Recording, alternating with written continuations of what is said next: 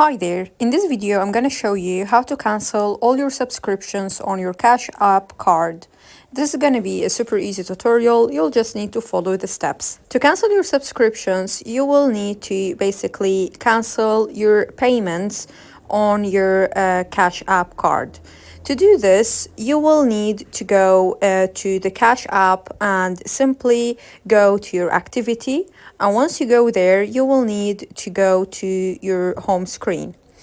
Select the payment in a question and simply tap select refund and then simply click OK. By doing this, you will simply be able to use the request button on your Cash App home screen to ask for the funds back. This is if you already have paid for the subscription that you want to cancel.